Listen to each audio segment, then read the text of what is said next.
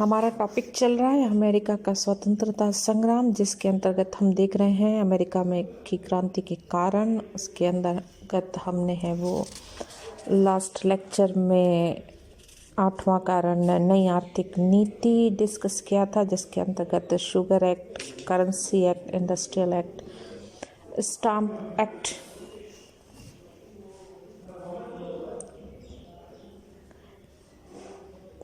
No taxation without representation discuss हो चुका था। आज हम करेंगे नए कानून, जिस इसी क्रांति के कारणों को आगे हम डिस्कस करते हैं। नए कानून के अंतर्गत देखें तो 1767 ईस्वी में इंग्लैंड के वित्त मंत्री चार्ल्स टाउनशेंड ने जल्दबाजी में कुछ नए कानून पास करवाए। उपनिवेशवासियों में उतने ही अप्रिय और असहनीय थे जितने कि पूर्व के नियम।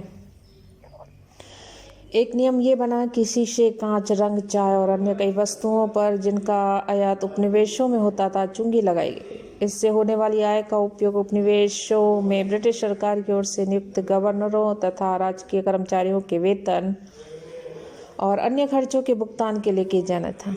इसका अर्थ था कि गवर्नर पर से औपनिवेशिक विधान सभाओं का नियंत्रण कम करना।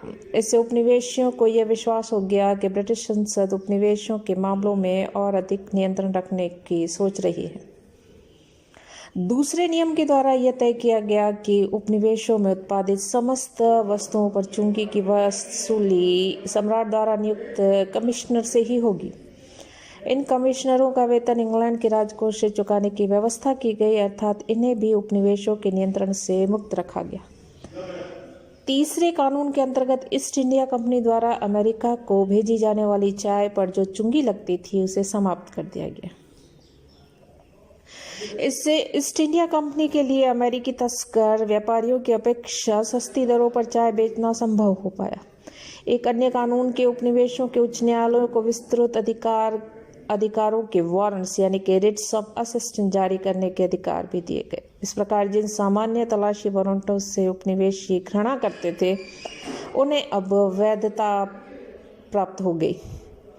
नए कानूनों के परिणाम स्वरूप सारे अमेरिका में फिर से विरोध उठ खड़ा हुआ। अमेरिका के धर्मशास्त्रियों ने इन कानूनों को नियम के विरुद्ध बतलाते हुए व्यापारियों ने फिर आयात बहिष्कार समझौते आरंभ कर दिए। समग्र उपनिवेशों में इंग्लैंड में बने सामान का बहिष्कार होने लगा और इस बहिष्कार से अंग्रेज व्यापारी घबरा गए। इंग्लैंड में भी यह शोर मचने लगा कि ऐसे कानून जो झगड़े के स्रोत हो उन्हें निरस्त कर दिया जाए। मैसाचुसेट्स में जब सीमा शुल्क अधिकारियों ने कर वसूलना शुरू किया तो जनता उन पर पिल पड़ी और उन्हें पीटा। इस कारण सीमा शुल्क आयुक्तों के रक्षार्थ वहां 2 सैनिक टुकड़ियां भेजी गई। बोस्टन हत्याकांड। बोस्टन में ब्रिटिश सैनिकों की उपस्थिति में उपद्रवकारियों को और भी अधिक उत्तेजित कर दिया। जून 1767 ईस्वी में ब्रिटिश संसद ने एक और कठोर कदम उठाया। उसने न्यूयॉर्क की विधानसभा को इसलिए निलंबित किया क्योंकि अंग्रेज सैनिकों के आवास की संतोषजनक व्यवस्था नहीं कर पाई थी। यह कदम उपनिवेशों की स्वाधीनता के मूल तत्वों पर कुठाराघात था। दोनों पक्षों के मध्य असंतोष बढ़ा और 5 मार्च 1770 ईस्वी के दिन बोस्टन नगर में 7 अंग्रेज सैनिकों और नगरवासियों के बीच झगड़ा हो गया। पहले तो इस झगड़े में बर्फ और मुक्कों से काम लिया गया, परंतु अंत में घबराए हुए ब्रिटिश सिपाहियों ने गोली जला दी। इसमें 3 नागरिक मारे गए। उपनिवेशों के उपद्रवकारियों को इंग्लैंड के विरुद्ध भड़काने वाले आंदोलन में इससे बहुमूल्य सहयोग मिला। एक अफ्रीकी इतिहासकार ने लिखा है कि इस घटना को बोस्टन हत्याकांड की संज्ञा देकर इसे नाटकीय ढंग से ब्रिटिश हृदयहीनता और नृशंसता के प्रमाण रूप चित्रित किया गया, जिसका बहुत अनुकूल प्रभाव देखने को मिलता है। अमेरिका और अंग्रेज व्यापारियों के विरोध के सामने ब्रिटिश संसद झुकी। इस अधिनियम को संशोधित उसे करना पड़ा और संशोधन के अनुसार चाय के अतिरिक्त अन्य सभी वस्तुओं पर से टाउनशेंड शुल्क हटा दिए गए। चाय कर भी सिर्फ इसलिए रखा गया क्योंकि जॉर्ज तृतीय के जोर देने पर जॉर्ज तृतीय मानता था कि अधिकार की रक्षा के लिए एक कर तो रहना ही चाहिए। जो भी हो, इस स्थिति काफी शांत उपनिवेशों में अवश्य हुई। नवा कारण है देशभक्तों का आंदोलन, जिसके अंतर्गत देखें घटनाक्रम बोस्टन टी पार्टी। टाउनशेड शुल्कों को हटा लिए जाने के बाद उपनिवेशियों में आंतरिक मतभेद पैदा हो गया। अभी भी अमेरिका में इंग्लैंड के प्रति काफ़ी सद्भावना थी, विशेषकर धनिक वर्गों में। वे स्वतंत्रता के समर्थकों की ओर से कराए गए दंगे बहिष्कार के विरुद्ध थे, क्योंकि गड़बड़ से व्यापार को हानि पहुंच रही थी। साधारण अमेरिकी को भी इंग्लैंड और से पूर्ण स्वाधीनता हो जाने में कोई रुचि नहीं। वह तो केवल ये चाहते थे कि अपने खेत या दुकान पर आज़ादी से काम कर सके और शांति से अपना निर्वाह कर सके। लेकिन देशभक्त तथा अतिवादियों का एक छोटा सा वर्ग विवाद को जीवित रखने में तुला हुआ। उसका कहना था कि जब तक चाय कर रहेगा, उपनिवेशियों पर इंग्लैंड की संसद के अधिकार का सिद्धांत बना रहेगा और इसकी आड़ में भविष्य में कभी भी इस सिद्धांत का पूर्ण प्रयोग किया जा सकेगा। अतः उपनिवेशों की स्वतंत्रता के लिए घातक सिद्धांत का डटकर विरोध किया जाना चाहिए। सहयोग से उग्रवादियों को सैमुअल एडम्स जैसा आदर्श नेता भी मिल गया। उसमें साहस और कुशल बुद्धि थी। उसकी वाक्य शैली स्पष्ट और निष्कपट थी। उसको एक सबल राजनीतिक दल का समर्थन प्राप्त था। उसका मुख्य ध्येय अमेरिकी लोगों को अपने महत्व का आभास कराना और उन्हें आंदोलन के लिए जागृत करना। इसके लिए उसने लेखों तथा भाषणों का सहारा लिया और पत्र व्यवहार समितियों की स्थापना की। ऐसे ही समय में इंग्लैंड की सरकार की एक भारी भूल ने असंतोष की ज्वाला को पुनः प्रज्वलित कर दिया। इंग्लैंड की शक्तिशाली ईस्ट इंडिया कंपनी की आर्थिक दशा इस समय संकट में। कंपनी को इंग्लैंड की आवश्यकता अनुसार चाय की पूर्ति का एकाधिकार था, परंतु इस समय इंग्लैंड के गोदामों में चाय भरी थी, उसका कोई ग्राहक ही नहीं था। यदि कंपनी को अमेरिका में चाय निर्यात करने का एकाधिकार मिल जाता तो कंपनी दिवालिया होने से बच जा सकती थी। वैसे भी अमेरिका में 1770 ईस्वी के बाद से ही चाय का अवैधानिक व्यापार बहुत ज़्यादा बढ़ चुका था। कंपनी की प्रार्थना 1773 ईस्वी में संसद ने चाय अधिनियम पास करके ईस्ट इंडिया कंपनी को अमेरिका में चाय निर्यात करने का एकाधिकार प्रदान कर दिया। अब कंपनी ने अपनी चाय प्रचलित दर से कम मूल्य पर अपने ही प्रतिनिधियों द्वारा बेचने का डिसीजन लिया। उसका टारगेट था चाय के तस्कर व्यापार को लाभहीन बनाना। आशा यह थी कि उपनिवेशी सस्ती चाय बड़ी मात्रा में खरीदेंगे, परंतु उपनिवेशियों को एकाधिकार से चिढ़ थी तथा अमेरिकी व्यापारियों को आर्थिक हानि पहुंच रही थी। अतः जब कंपनी के जहाज चाय लेकर अमेरिका पहुंचे तो उन्हें खरीदने वाला कोई न था। विवश होकर अधिकांश जहाज़ों को वापस इंग्लैंड भेजना पड़ा और परंतु बोस्टन बंदरगाह में कुछ जहाज रुक गए। बोस्टन के गवर्नर के पुत्र तथा भतीजे यहाँ कंपनी के प्रतिनिधि थे और वे गवर्नर की सहायता से माल को उतारकर गोदामों में ले जाने की योजना बना रहे थे। इस पर 26 दिसंबर 1773 ईस्वी की रात को 50-60 व्यक्तियों ने आदिवासियों का वेश धारण किया और जहाज़ों पर धावा बोल दिया। चाय को समुद्र में फेंक दिया गया। यह घटना इतिहास में बोस्टन टी पार्टी के नाम से विख्यात है। ईस्ट इंडिया कंपनी ने संसद के एक कानून का पालन करते हुए काम किया था। उपनिवेशियों ने संसद की अवहेलना करके उसके अधिकार को चुनौती दे डाली थी। जॉर्ज तृतीय जैसा शासक इस कार्यवाही को बर्दाश्त करने को तैयार नहीं और न ही संसद इसे सहन करने को। अतः संसद ने 5 नियम पास कर दिए जिसका उद्देश्य था अमेरिका में उग्रवाद का दमन कर देना। पहला नियम था बोस्टन बंदरगाह को समय तक के लिए सील कर दिया गया जब तक चाय का हट जाना न दे। इससे बोस्टन नगर का जनजीवन संकटमय हो गया क्योंकि इसका सीधा अर्थ था बोस्टन का आर्थिक विनाश। दूसरे नियम के अंतर्गत मैसाचुसेट्स के सभासदों जिन्हें पहले वे उपनिवेशी निर्वाचित करते थे को नियुक्त करने का अधिकार राजा को दे दिया गया। गवर्नर को न्यायाधीश नामांकित करने का अधिकार दिया और गवर्नर की अनुमति के बिना नगर सभाओं की बैठक पर रोक लगा दी गई। तीसरे नियम के अंतर्गत हत्या संबंधी सभी मामले मुकदमे इंग्लैंड या अन्य उपनिवेशों में न्याय हेतु भिजवाने के प्रावधान था। चौथे नियम के अनुसार ब्रिटिश सैनिकों के ठहरने के लिए समुचित आवास की व्यवस्था का भार स्थानीय अधिकारियों के ऊपर डाल दिया गया। और 5वां नियम था कनाडा में रहने वाले कैथोलिकों को सहिष्णुता प्रदान की गई और क्विबेक की सीमा आहियो नदी तक बढ़ा दी गई। क्रांति का 10वां कारण देखें तो प्रथम महाद्वीपीय कांग्रेस इस नवीन कानूनों से सामरिक अमेरिका में सनसनी फैली और लोगों ने इन्हें दमनात्मक कानून की संज्ञा दे डाली। इन कानूनों का उद्देश्य मैसाचुसेट्स को दबाना था, परंतु सभी अन्य उपनिवेशों इसकी सहायता के लिए एकत्रित हो गए, सहानुभूति प्रकट की और आवश्यक खाद्य पदार्थ भेजे गए। उपनिवेशों में बड़ी आवश्यकता थी। वर्जीनिया के नागरिकों ने सभी उपनिवेशों के प्रतिनिधियों को फिलाडेल्फिया में एक सम्मेलन बुलाने का सुझाव दे दिया। 5 सितंबर 1774 को महाद्वीप की इस प्रथम कांग्रेस का अधिवेशन शुरू हुआ, जिसमें जॉर्जिया के अतिरिक्त अन्य सभी उपनिवेशों के प्रतिनिधियों ने भाग लिया और प्रतिनिधियों में मैसाचुसेट्स के जॉन एडम्स और सैमुअल एडम्स, वर्जीनिया के जॉर्ज वाशिंगटन और पैट्रिक हेनरी और दक्षिण के कैरोलिना के जॉन रूटलेज और क्रिस्टोफर गैडर्सडेन प्रमुख थे। कांग्रेस को बुलाने का मुख्य उद्देश्य था उपनिवेशों की तत्कालीन परिस्थितियों पर विचार करना, उनके न्यायोचित अधिकारों और स्वतंत्रताओं की पुनः प्राप्ति और स्थापना के लिए उचित और ठीक विधियों पर विचार करना और ग्रेट ब्रिटेन तथा उपनिवेशों के साथ फिर से एकता और अच्छे संबंध बनाना। अधिवेशन के निर्णय अनुसार एक घोषणा पत्र तैयार करके इंग्लैंड भेजा गया। संघ का संगठन था। यह एक प्रकार से अधिकारों और शिकायतों की एक घोषणा थी। कांग्रेस का महत्वपूर्ण कार्य एक संघ का संगठन था, जिसने व्यापार बहिष्कार को पुनर्जीवित किया और गांव-गांव से सुरक्षा समितियां स्थापित करने तथा ब्रिटिश माल का उपयोग करने वालों की सूचना कांग्रेस को भिजवाने का भी निश्चय किया गया।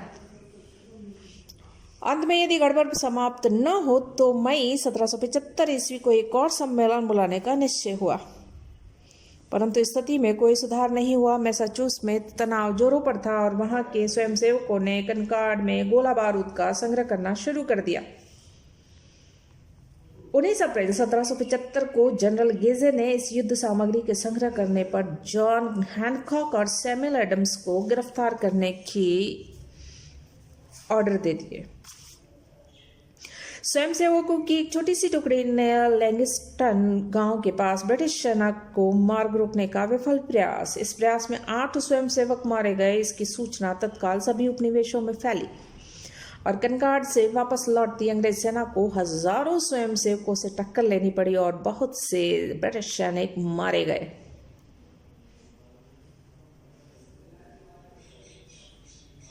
नेक्स्ट है द्वितीय महाद्वीपीय कांग्रेस। लैंगिस्टन और कनकॉर्ड की घटनाओं ने स्वतंत्रता संघर्ष का बिगुल बजाया।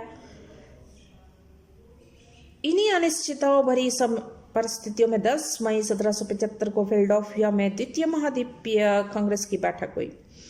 बोस्टन का एक धनी व्यापारी जॉन हैनकॉक ने कांग्रेस की अध्यक्षता की। थॉमस जेफरसन और बेंजामिन फ्रैंकलिन महान नेता भी उपस्थित थे। काफी वाद विवाद की घोषणा पत्र तैयार हुआ और घोषणा पत्र था कि हमारा उद्देश्य न्याय संगत है, हमारी एकता संपूर्ण है, हमारे आंतरिक साधन बहुत हैं और यदि आवश्यकता पड़ी तो विदेशी सहायता निसंदेह लभ्य है। जो शस्त्र हमारे शत्रुओं ने हमें उठाने के लिए विवश किए हैं, उन्हें हम अपनी स्वतंत्रता की रक्षा के लिए प्रयुक्त करेंगे।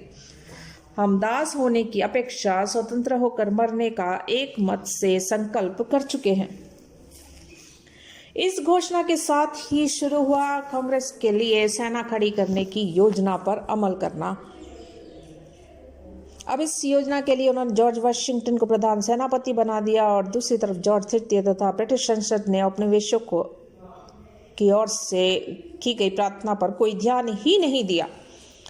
23 अगस्त 1775 ईस्वी को जॉर्ज तृतीय ने एक घोषणा जारी की और अमेरिकी उपनिवेशों को विद्रोही घोषित कर दिया गया और इस प्रकार शुरू हुआ संघर्ष का सूत्रपात। क्रांति की घटनाएं यदि हम देखें तो स्वतंत्रता की घोषणा पत्र के पश्चात जॉर्ज तृतीय ने उपनिवेशों के विद्रोह को सैनिक शक्ति से दबा देने का निश्चय किया, परंतु जब उसे इंग्लैंड में नई सेना की भर्ती के लिए अधिक व्यक्ति न मिले तो उसने अनहलाट और ब्रुंसविक के राजाओं से 20,000 जर्मन सैनिक किराए पर मंगाकर अमेरिका में अपनी सैन्य शक्ति को बढ़ा लिया। उधर अमेरिका सेना ने विभिन्न भागों में लड़ाइयां शुरू कर दी। बोस्टन में उन्होंने बंकर हिल पर अधिकार कर लिया। कनाडा पर भी आक्रमण किया गया, परंतु बाद में उपनिवेशियों को वहां से पराजित होकर वापस लौटना पड़ा। परंतु नॉर्फोक, वर्जीनिया, चार्ल्सटन और दक्षिणी कैरोलिना में ब्रिटिश सेनाओं को पराजित होना पड़ा। इस बीच Samuel Adams, Patrick Henry, Thomas Paine और जैसे देशभक्त युद्ध कार्य को बढ़ावा देते हुए इंग्लैंड अभी भी इंग्लैंड के पक्ष में, क्योंकि बहुत से अमेरिकी अभी भी इंग्लैंड के पक्ष में रहे। अंत में कांग्रेस की दृढ़तापूर्वक इंग्लैंड से पृथक होने के पक्ष में हो गया और 4 जुलाई 1776 को स्वतंत्रता का घोषणा पत्र स्वीकार कर लिया गया। अमेरिकी स्वतंत्रता का जन्म उसी दिन से माना जाता है जब घोषणा पत्र में कहा गया था कि हम इन सत्यों को स्वयं सिद्ध मानते हैं कि सभी मनुष्य समान पैदा हुए हैं, कि उनके सृष्टा ने उनको कुछ अविच्छिन्न अधिकारों से संपन्न किया है, कि उन्हें जीवन, स्वतंत्रता और सुख की खोज के अधिकार भी हैं। इन अधिकारों की प्राप्ति के लिए मानव समाज में शासन की स्थापना होती है और उनको न्यायोचित अधिकार शासित की स्वीकृति से मिलता है। जब किसी प्रकार का शासन तंत्र इन उद्देश्यों पर कुठाराघात करता है तो जनता को यह अधिकार है कि वह उसे बदल दे अथवा उसे समाप्त कर दे, एक नई सरकार स्थापित करे जिसकी आधारशिला ऐसे सिद्धांतों पर हो और शक्ति का संगठन इस प्रकार किया जाए जिससे उन्हें ऐसी आशा हो कि उनको सुरक्षा और सुख की प्राप्ति होगी। स्वतंत्रता की घोषणा ने अमेरिकी उपनिवेशों को ब्रिटेन के शासन से पृथक कर दिया और अमेरिकी लोगों ने व्यक्तिगत स्वतंत्रता, स्वशासन तथा समाज में प्रतिष्ठित स्थान प्राप्त करने के लिए अदम्य जोश पैदा कर दिया। इंग्लैंड ने भी इस विद्रोह को दबाने में कोई कसर नहीं रखी। 6 वर्ष के निरंतर युद्ध के बाद उसे झुकना पड़ा और स्वतंत्रता को मान्यता देनी ही पड़ी। इस बीच हुई मुख्य लड़ाइयां अगर हम देखें तो स्वतंत्रता की घोषणा के बाद कई महीनों तक अमेरिकियों को कई असफलताओं का सामना करना पड़ा। वॉशिंगटन ने अंग्रेजी जनरल हो और उसके 11,000 सैनिकों को बोस्टन से तो भगा दिया, परंतु जब वह न्यूयॉर्क के महत्वपूर्ण स्थान पर अधिकार करने के लिए पुनः अंग्रेजी सेना का मुकाबला करने आए तो हालात बदल चुके थे। अंग्रेज और जर्मन सेनाओं ने अमेरिकी सेनाओं को हार पर हार देनी शुरू की थी, न्यू जर्सी की ओर भगा दिया। महाद्वीपीय कांग्रेस ने अपनी सेनाओं को अधिक सहायता न दी। 13 नए राज्यों में एकता अभी बहुत दूर थी। लॉन्ग आइलैंड के युद्ध में वॉशिंगटन की स्थिति संकटमय हो गई और उसने ब्रुकलिन से छोटी छोटी नावों द्वारा मैनहट्टन तट तक पीछे हटने का कार्य बड़ी निपुणता से किया। विपरीत दिशा की हवा के कारण ब्रिटिश जहाज ऊपर की ओर न जा सके और इससे वॉशिंगटन बच गया। 1776 ईस्वी के अंतिम दिनों में वॉशिंगटन ने अपूर्व युद्ध कौशल का परिचय देते हुए ट्रेंटन के युद्ध में ब्रिटिश सेना को परास्त किया। इसके बाद प्रिंसटन के युद्ध में पुनः अंग्रेजों की पराजय हुई और इस वजह से अमेरिकी सैनिकों ने नया जोश पैदा हो गया। 1777 ईस्वी के प्रारंभ में अमेरिकियों की स्थिति पुनः संकट में। जनरल हो की सेना न्यूयॉर्क से समुद्र के रास्ते फिलाडेल्फिया जा पहुंची और उन्होंने अमेरिका की नई राजधानी पर अधिकार कर लिए। कांग्रेस के सदस्य भाग गए और वॉशिंगटन और उसके सैनिकों को शहर के बाहर वैली फोर्स में जाड़े के दिनों में गुजारने पड़े। सैनिकों के पास न तो पर्याप्त सामग्री और न सुरक्षित आश्रय। इस बार भी जनरल हो ने अपना आक्रमण जारी न रखकर अमेरिकियों को कुचलने का अवसर खो दिया। वैसे अधिकांश इतिहासकारों की मान्यता थी कि जनरल हो की राजनीतिक सहानुभूति अमेरिकियों की तरफ थी। 1777 की आखिरी महीनों में अमेरिकियों का भाग्य प्रबल रहा। साराटोगा के प्रसिद्ध युद्ध में अंग्रेजों को अपमानजनक पराजय का मुख देखना पड़ा। इंग्लैंड ने न्यूयॉर्क राज्य पर कब्जा जमाकर अमेरिकियों को 2 भागों में बांटा। योजना बनाई न्यूयॉर्क पर एक साथ 3 दिशाओं से आक्रमण प्लानिंग। तीनों सेनाओं को न्यूयॉर्क में 150 मील उत्तर की ओर हडसन नदी की घाटी में अल्बानी नामक स्थान पर मिलना था। जनरल जॉन बर्गोइन को कनाडा से दक्षिण की ओर आना था। जनरल होक को न्यूयॉर्क से उत्तर की ओर सेनाएं भेजनी थी और जनरल सेंट लेजर को पूर्व की ओर बढ़ना था। ये सारी योजना बुरी तरह से असफल रही और सेंट लेजर को पश्चिमी वनों में अमेरिकियों ने रोके रखा और होक की सेना पहुंची ही नहीं। जनरल बर्गोई अपने 6,000 सैनिकों के साथ हडसन नदी के ऊपरी भाग तक पहुंच गया और वह सितंबर के मध्य तक अन्य सेनाओं की प्रतीक्षा करता रहा। बेनेडिक्ट आर्नल्ड के नेतृत्व में लगभग 20,000 अमेरिकी किसानों और सैनिकों ने बरगोइना को साराटोगा की तरफ खदेड़ने कर चारों तरफ से घेर लिया। 17 अक्टूबर 1777 को बोरगोइना को आत्मसमर्पण करना पड़ा और इंग्लैंड की प्रतिष्ठा को गहरा धक्का लगा। युद्ध के इस निर्णायक प्रहार ने इंग्लैंड के पुराने शत्रु फ्रांस और स्पेन को अमेरिका के पक्ष कर दिया और ये दोनों राष्ट्र अब अमेरिकियों को आर्थिक और सैनिक सहायता देने के लिए तैयार हो गए। इसने पूर्व बेंजामिन फ्रैंकलिन की अपील पर इन देशों ने अमेरिकियों को थोड़ी बहुत युद्ध सामग्री मिल पाई। फ्रांस की मार्क्वी द लफायत, जर्मनी के बैरन फॉन स्टम्प यूबन और बैरन फॉन क्लब तथा पोलैंड के काउंट फ्लास्की जैसे 10 सैनिक अधिकारियों ने अपनी सेनाएं भेंट की थी। इन लोगों ने उपनिवेशी रंगरूटों को अनुशासन के साथ साथ प्रशिक्षण भी दिया क्योंकि इसकी अत्यंत आवश्यकता भी थी। साराटोगा की लड़ाई के बाद बेंजामिन फ्रैंकलिन ने फ्रांस से समझौता करने में सफलता अर्जित कर ली।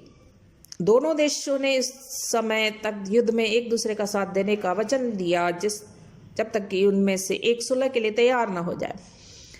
इसके बाद स्पेन हॉलैंड ने अमेरिकी उद्देश्य प्राप्ति हेतु जल सेना सहायता दी। फ्रांस से उधार सामग्री और सैनिक मिल गए, परंतु उसकी सबसे बड़ी देन फ्रांस का शक्तिशाली समुद्री बेड़ा था। इंग्लैंड के बाद अन्य यूरोपीय देशों में श्रेष्ठ था। फ्रांसीसी समुद्री बेड़े ने अंग्रेजों की सेना के लिए सामान और सैनिक भेजना कठिनतर बना दिया। ब्रिटिश वाणिज्य को गंभीर हानि पहुंचाई गई। फ्रांसीसियों ने अमेरिकी अवरोधकारी जहाजों का साथ दिया। 1778 ईस्वी में फ्रांसीसी बेड़े की कार्यवाही से घबराकर अंग्रेजों ने फिलाडेल्फिया खाली कर दिया और इसी वर्ष ओहियो की घाटी में उन्हें कई पराजय का सामना करना पड़ा, जिसके परिणामस्वरूप उत्तर पश्चिम में उनका नियंत्रण प्रभाव समाप्त हुआ, परंतु उन्होंने दक्षिण में युद्ध जारी रखा। ब्रिटेन ने जनरल क्लिंटन और जनरल कॉर्नवालिस के अधीन एक सेना भेजी गई जो इन राज्यों को अमेरिकी पक्ष से विमुख करे। ब्रिटिश सेनाओं ने सवाना, चार्ल्सटन के अड़े बंदरगाहों पर अधिकार कर लिया। क्रांति की अंतिम लड़ाई वर्जीनिया के यॉर्कटाउन के स्थान पर हुई और फ्रांसीसी बेड़े की सहायता से वाशिंगटन और रोशैम्बी के 15,000 सैनिकों ने लॉर्ड कॉर्नवालिस के 8,000 सैनिकों को चारों तरफ से घेरा।